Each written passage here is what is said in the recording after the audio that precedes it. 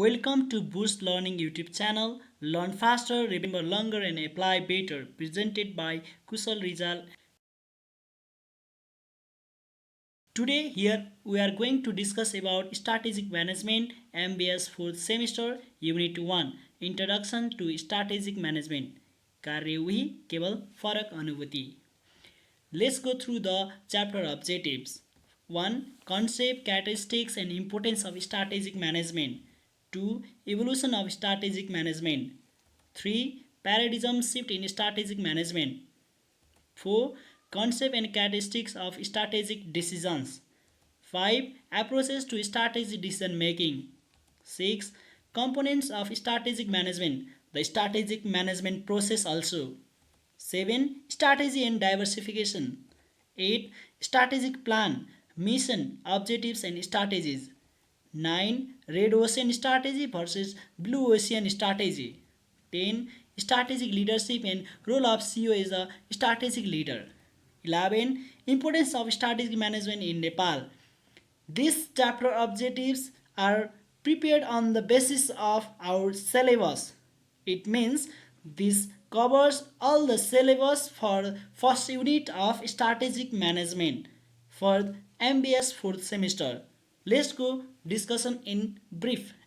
That is efficient and adequate for our exam preparations as well as our concept based.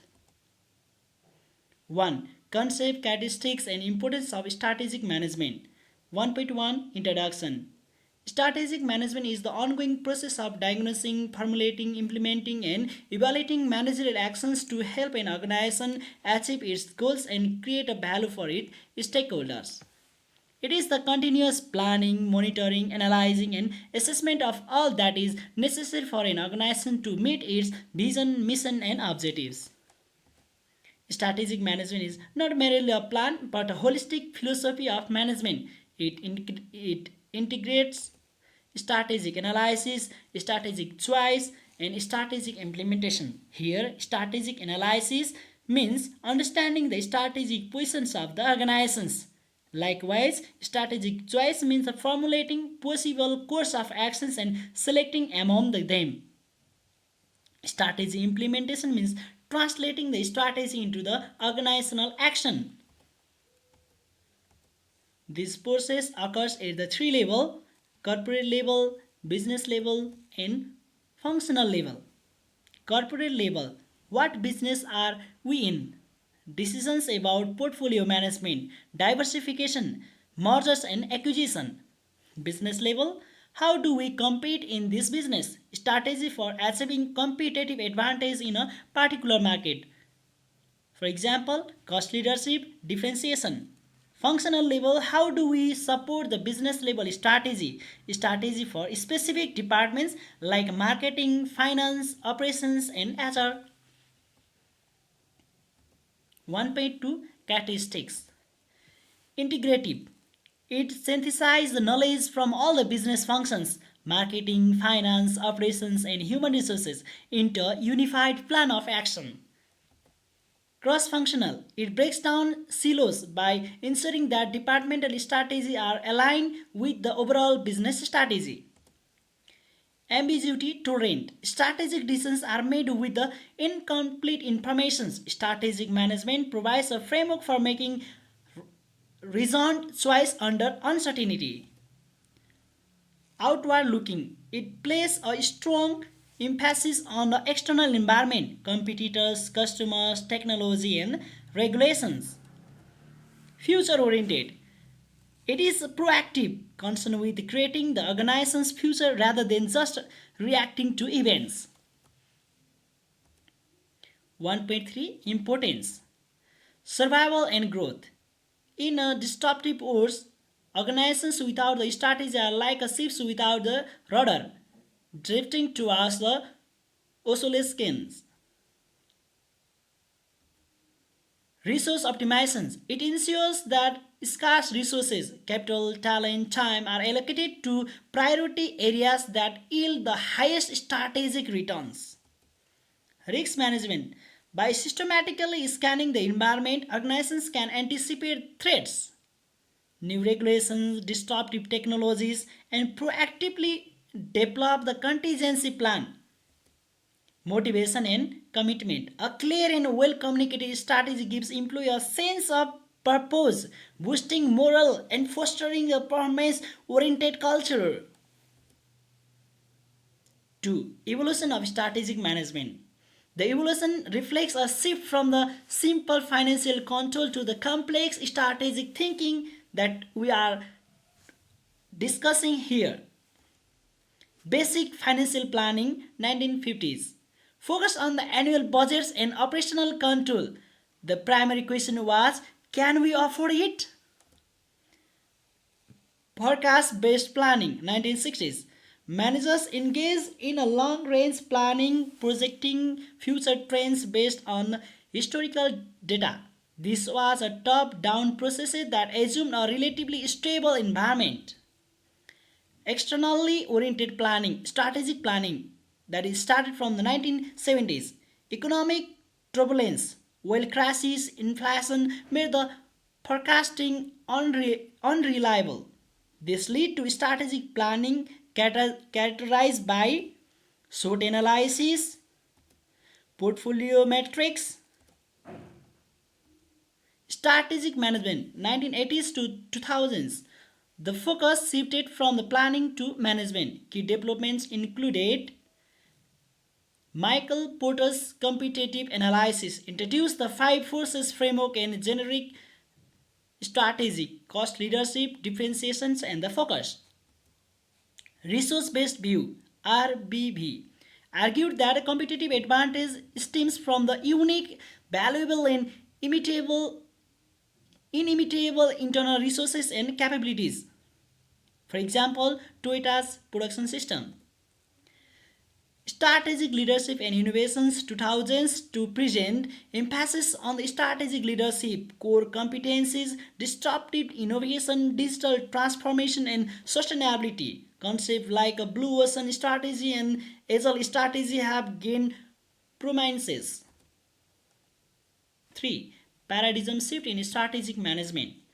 The shift is from a mechanistic planning based model to an organic learning based model. It has been presented in the table. The old paradigms, the plan, and the new paradigm, the process. Based on the nature, the old paradigms nature are static, linear, and documented in a thick binder. But the natures of the new paradigm, the process-based management, strategic managements, have the dynamic, interactive, and live throughout the organizations. The sources of strategy for the old paradigms were exclusive, only the top level management privilege. But the new paradigms emerges from the thought out the organizations inclusive and collaborative. The role of leaders based on the old paradigms are commander and the controller, but nowadays the role of leader under the new paradigm are visionary, coach, and architect of an adaptive organizations. The old paradigm focuses on the predictions and adherence to the fixed plan, but the new paradigms adaptive learning and reliance agility is key. The view of change or disruptions to be managed, but nowadays the new paradigms view the change as a constant to be embarrassed and the leveraged. The performance metrics are the primarily financials and ROI and the profit based on old paradigms, but nowadays the performance metrics are measures on the base of balanced scorecard, financial, customer, internal process, learning and the growth. 4. Concept and characteristic of strategic decision.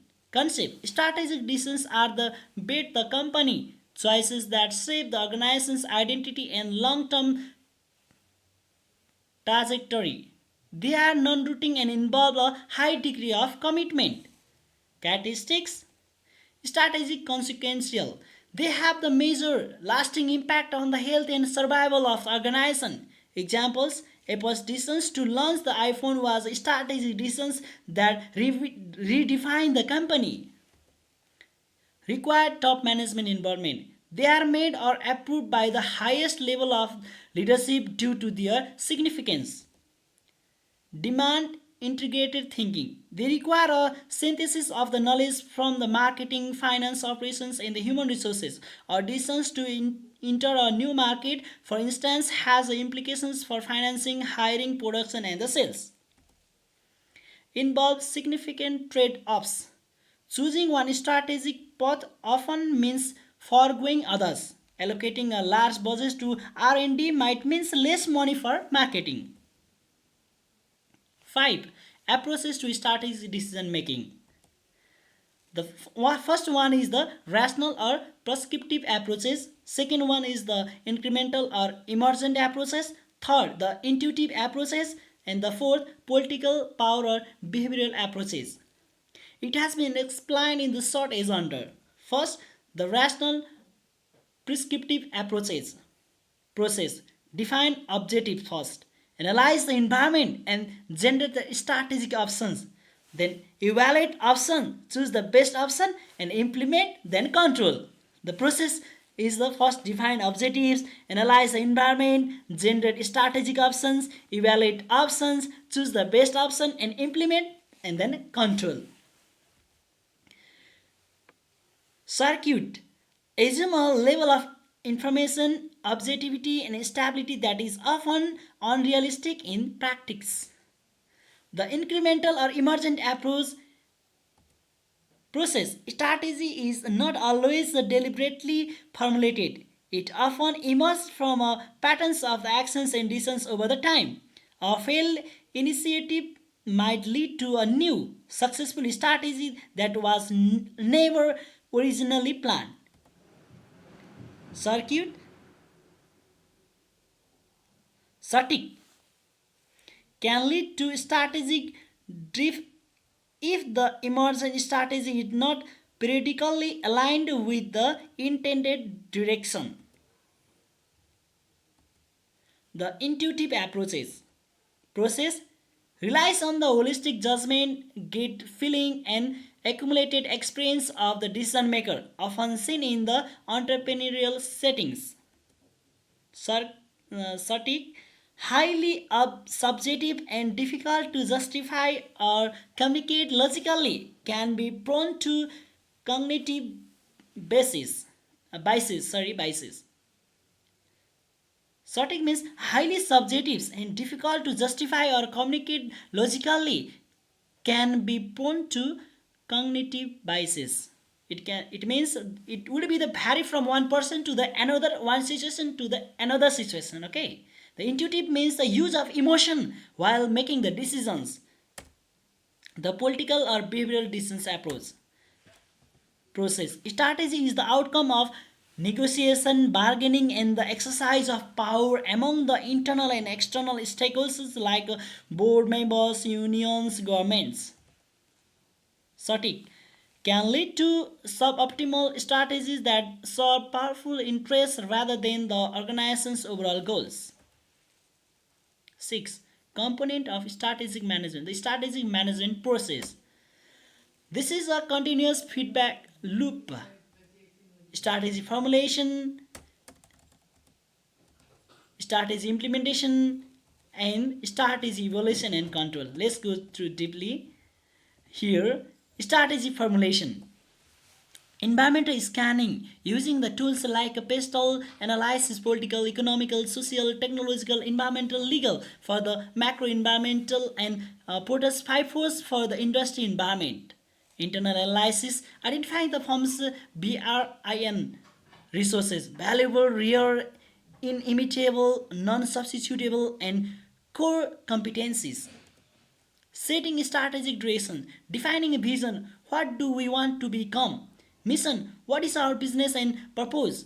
And objective, SMART goals. Strategy selection, choosing from the corporate level. For example, diversification, vertical integrations, business level. For example, cost leadership, differentiation and international strategies. Strategy implementation, the action phase. structuring the organizations, designing the organization's chart, reporting relationships and teams to support the strategy, resource allocation, distributing the financial, human, and technological resources to the strategic priorities, developing the policies and systems, creating budgets, reward systems, and the information system that align with the strategic goals, leading, leading change, managing culture, motivating people, and overcoming the resistance to change, strategy evaluation and control, establishing performance metrics, using the tools like the balance scorecard to track the financial and non-financial metrics, measuring performance, comparing actual results against the plan objectives, analyzing the variance, identifying the reasons for deviations from the plan, taking corrective actions, adjusting the strategy, implementations or objective is needed in the feedback loop. Here, the components of strategy management can be divided into three parts. First one is the strategy formulations, and second one is the strategy implementation, and the third or last one is the strategy evaluation and the control. 7. Strategy and diversification. Diversification is a growth strategy that moves a company beyond its current products and market. Related diversification concept, expanding into the businesses that are like to the existing business through the technology, marketing, distributions, or the operations. Types, concentric diversifications, new products with the technological or marketing synergies. Rational, to leverage our core competencies and achieve the synergy. Unrelated diversification, conglomerate concept, entering industry or market with a no strategic fit to the current business. Rational, to spread the risks across the different markets, portfolio effects, or to pursue the higher financial returns from the undervalued assets. Static, difficult to manage due to the lack of the expertise in a new industry. Synergies are hard to achieve. 8. Strategic plan, mission, objectives, and strategy. Vision statement, a future oriented declarations of the organization's operational and the inspirational purpose. It answers what do we want to become. For example, Tesla's visions to create the most compelling car company of the 21st century by driving the worst transitions to electric vehicles. Mission statement defines the organization's present business, its customers, and its unique value propositions. It answers who are we, what do we do, and for whom. It is a more concrete than the vision.